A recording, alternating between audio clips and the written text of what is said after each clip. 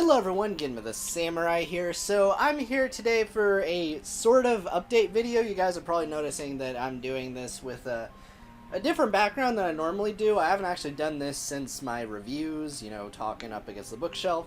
But I figured this would be a nice change of pace. And there's another purpose to this video. There's been a topic I've been kind of mulling over whether or not I wanted to talk about it for quite a while. And I've decided it might be the time. But first and foremost, I just kind of want to talk about the channel, just kind of say that I really appreciate all of you guys that have been watching my Mega Man ZX videos, ZX Advent. It's been a really long time since I did ZX1, and I actually did not expect the views I've been getting, and it's actually been really nice. I've been noticing my subs are getting closer and closer to 1,000, which is really awesome. Again, I appreciate it a lot because once I get to that, I can do community posts, and then for those of you on YouTube, I can actually let you guys know ahead of time, what's going on. I haven't ever had that feature, and I would really like that feature so that you guys don't have to pay attention to Twitter or Discord. Since I know a lot of you guys don't really follow me on there anyway and just watch my videos casually, it might be good for you guys to kind of know exactly what's going on with me and get updates. But yes, anyway, I'm gonna get to what I wanted to do this video for, and it has to do with Nintendo. Now, a lot of this is old news. Very old news. I think I've complained about a bit of it off and on during streams, and if you guys have hung out with me in servers or seen me on Twitter, I've talked about this stuff a lot, and I think this is going to be the first time I'm going to be talking about this on YouTube. And first and foremost, I love Nintendo as a developer. The games they make are some of my favorite games ever. Not even just some of them. They are my favorite games, for the most part. I can think of a few examples of games that are not by Nintendo, but a vast majority of them are at least licensed or under Nintendo in some sort of fashion. And as developers, as creative people that know how to make really fun video games, they are extremely talented, and I have no grievance with those people whatsoever. What I have issues with has been Nintendo as a company as of late, and their decisions involving older franchises. So, to get the obvious stuff out of the way that everyone has been complaining about, friggin' limited releases are ridiculous. They've only announced 2, and I'm doing this intentionally before E3, hoping we never run into this again, but considering how much this sold well, I imagine we are going to run into it again.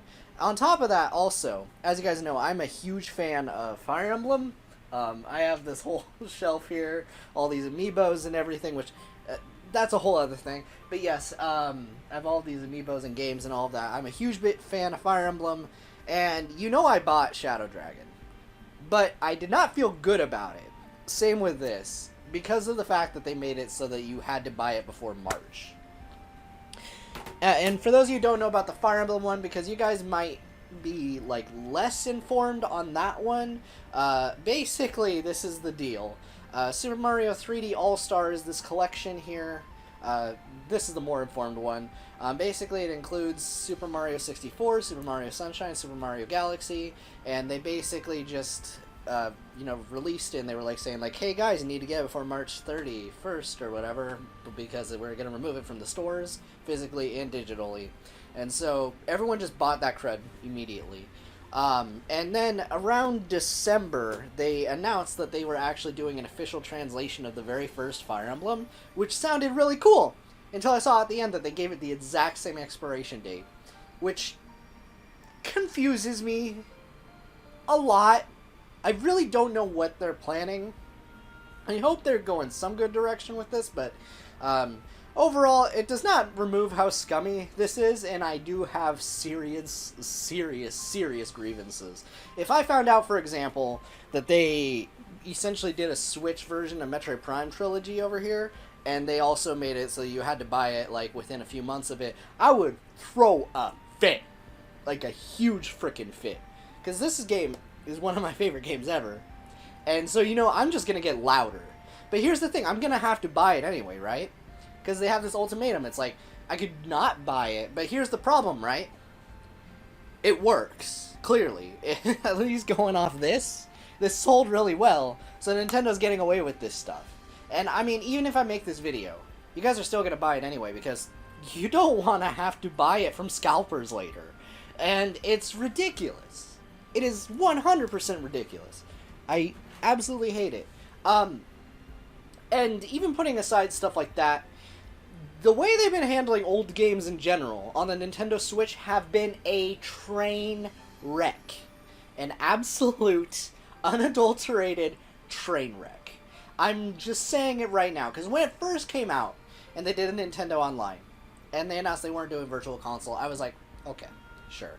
I prefer buying the games, because I like supporting developers, like, directly. Like, I don't mind buying digital games standalone. I know there's a place for that. Like, you know, there's the PlayStation Plus, there's, Xbox Game Pass and stuff. It's a good way for people to, you know, try out games. I don't have a problem with that. For me personally, though, I do prefer to, like, you know, actually own the games that I buy, whether it be digital or otherwise. So typically I like to, you know, purchase them standalone, as long as they're for a decent price. So in regards to this online system, I wasn't necessarily for it originally, but I was gonna keep an open mind about it. And so when they released NES, I'm like, okay, they're gonna, you know, trinkle in all of these as they make it. It makes sense. They can't just do it all at once. And I want to preface this before I continue.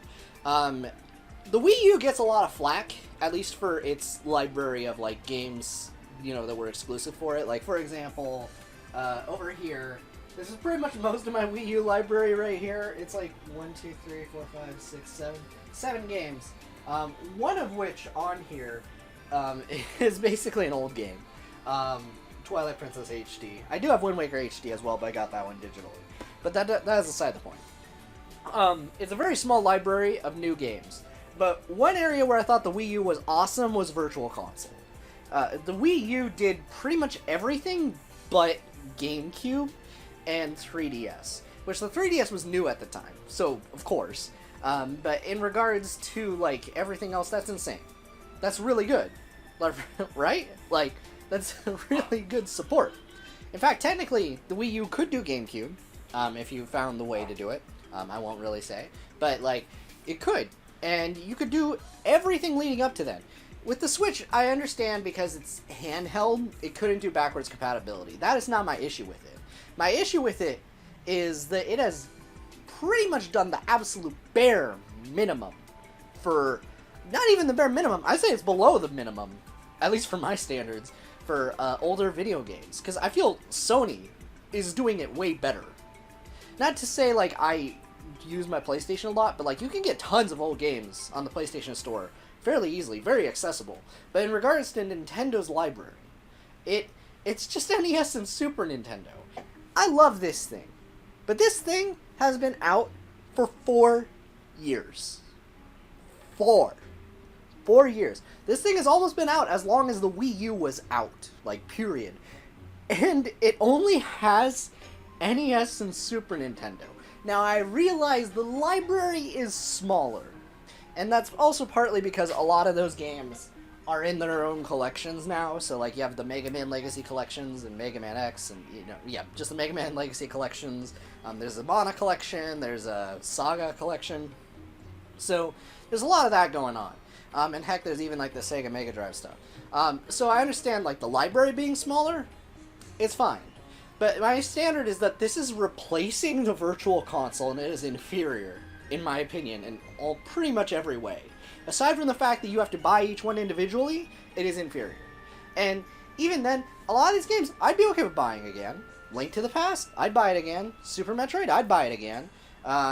Heck, maybe some of the Mario ones, those are more iffy for me, but, I mean, like, I don't see why you couldn't have both, right? Right? At least to some degree. Now, this is where I get into, in general, with its old game representation, because a lot of the platforms, there are some consoles that are really hard for people to keep up with. Me, I'm a crazy person, okay? Like, I got a GameCube and an N64, okay? I'm gonna wait for that to move down. Yeah, I have an N64 and, like, a GameCube, and I have a bunch of old stuff, okay? Alright? Heck, I even have a Sega Saturn. I'm a crazy person, alright? I like to play on my old consoles if possible, but generally speaking, I like a lot of older games. And in general, the games that I grew up with, for the most part, were GameCube. Like, here, see, like, this whole little section right over here. Hold on, I just moved it down slightly. Like, this is like GameCube and like PlayStation 2 right here. This was a lot of my childhood right here. And the thing is, right now, at least for years, even on like the NES and Wii, since the Wii, it's been mostly NES and like Super Nintendo love that they've given, obviously, and that makes sense. But the thing is, like, a lot of these games are kind of hard to get. If you ever try to buy a GameCube game, have you ever tried to buy this one? This one right here.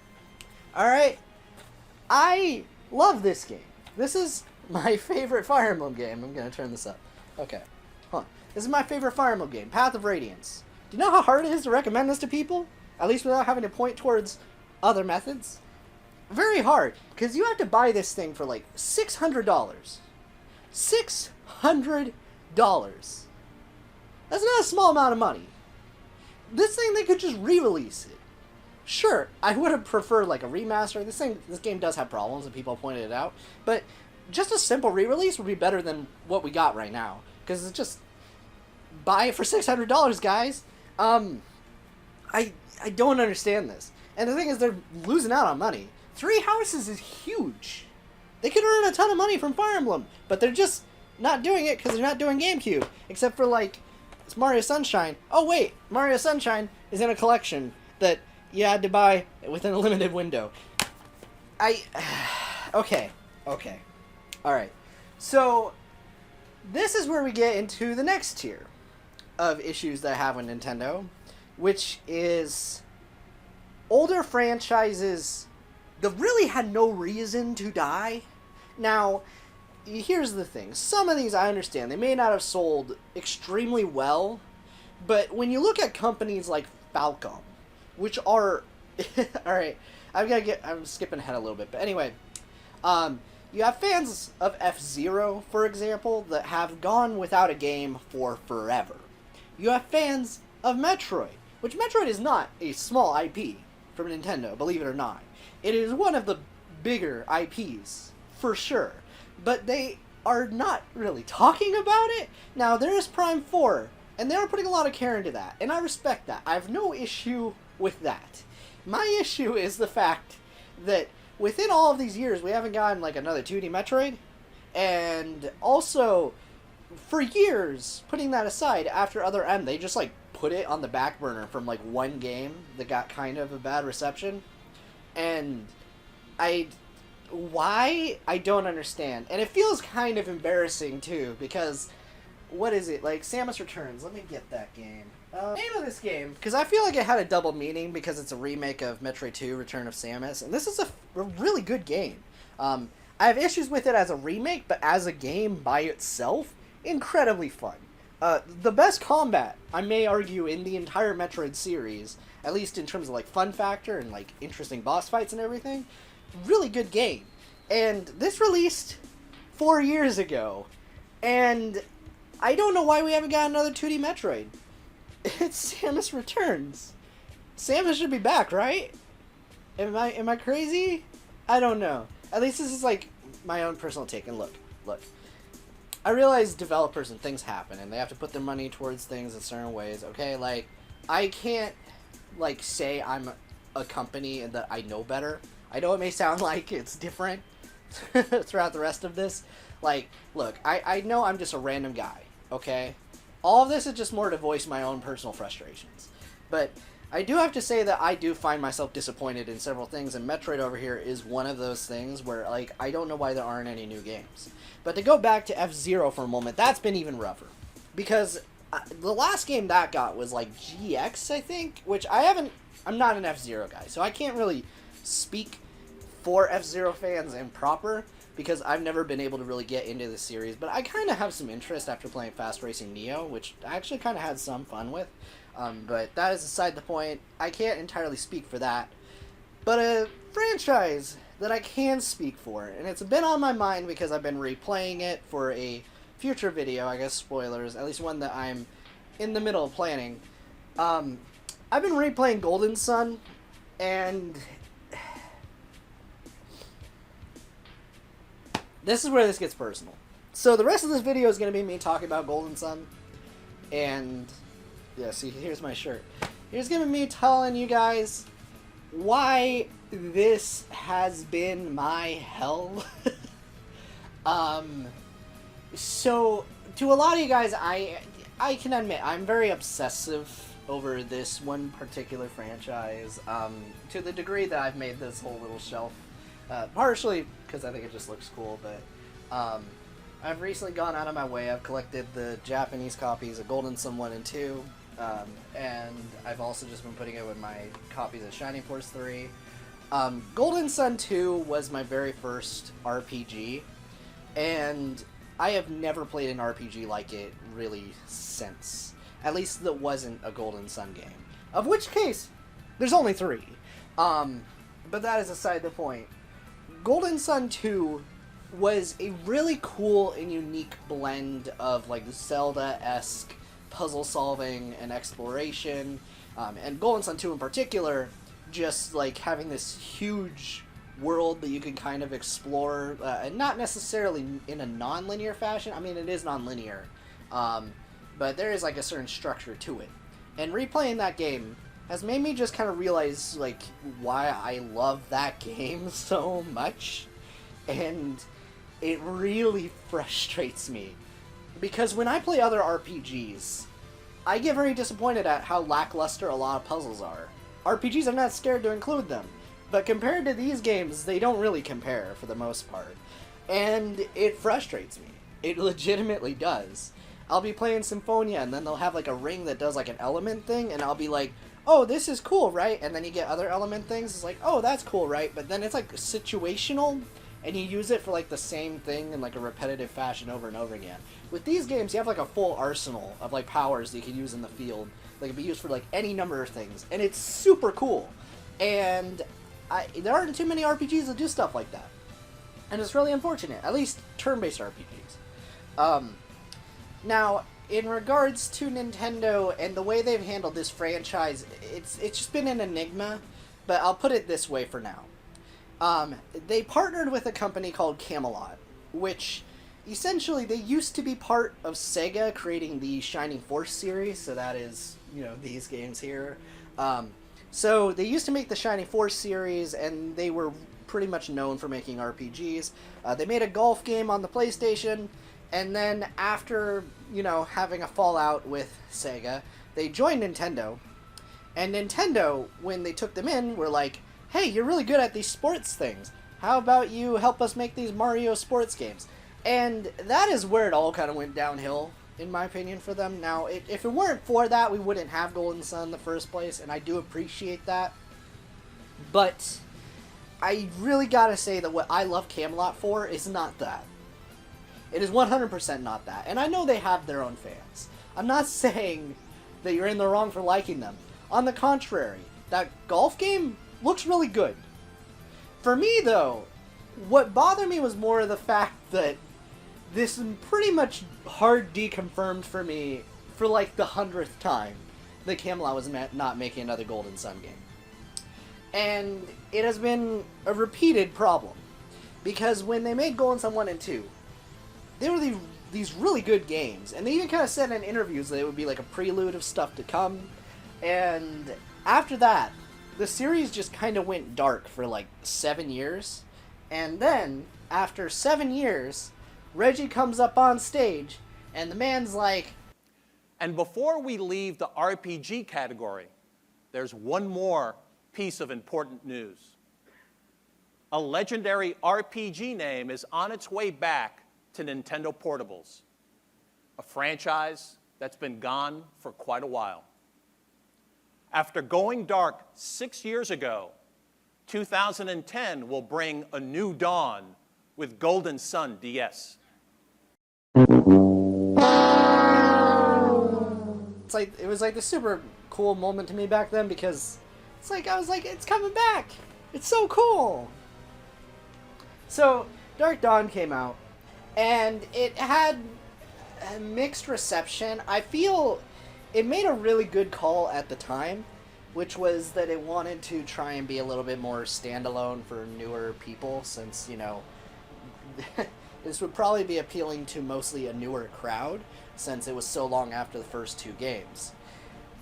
The problem with that is that Golden Sun Dark Dawn happened, like, it has a lot of issues, but one of the things is that it released at the end of the DS's lifespan, so pretty much just as the 3DS was coming out, and no one knew what it was. I don't know, I remember there being trailers, but I don't remember there being, like, a huge amount of them, or, like, publicity, or, like, anything. The game just kind of released.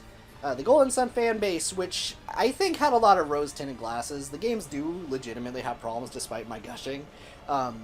They very much focused on Dark Dawn as, like, this, like, oh, it's, like, a terrible game, all this other stuff. So when you combine that with all of that, the games just kind of stopped for the second time.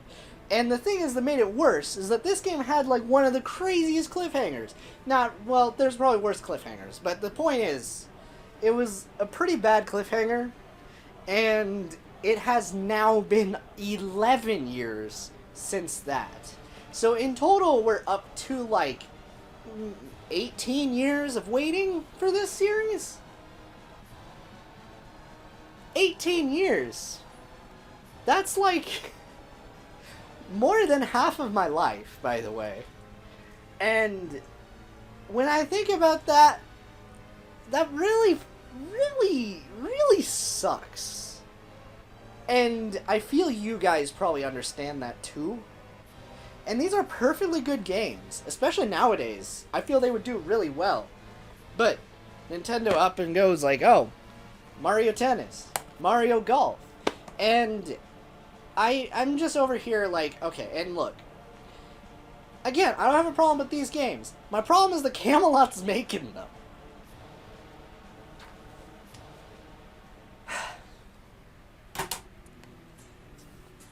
And I guess there's a bunch of other problems, too, that I have. Now, these are some more personal things, but I kind of want to talk about some of my own personal opinions on some other things in Nintendo and things that have bothered me. And look, at the end of the day, I'm never going to stop playing Nintendo games. Because, like I said, they made all my favorite stuff. It'd be kind of hard to stop playing their games.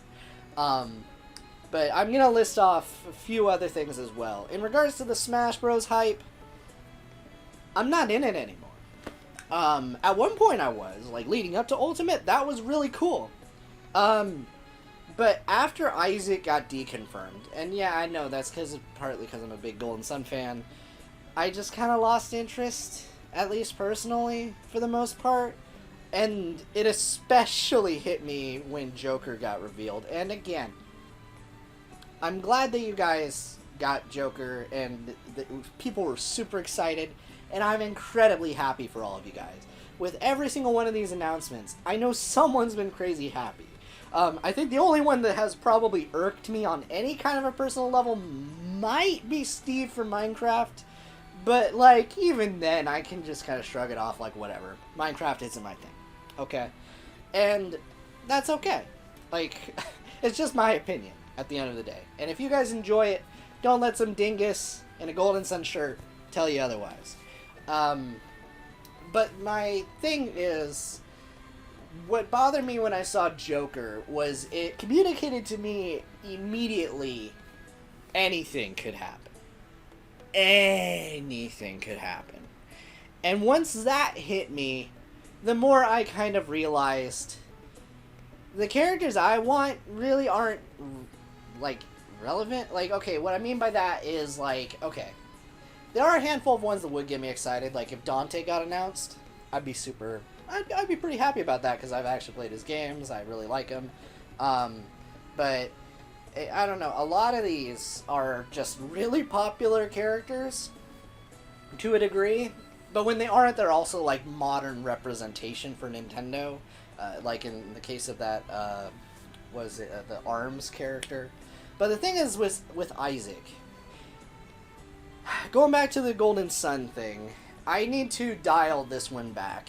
Because Golden Sun in general has just been shafted. Because at least for F-Zero, Captain Falcon is playable. He has multiple stages. He has multiple assist trophies, remixes, all of this representation in Smash Bros.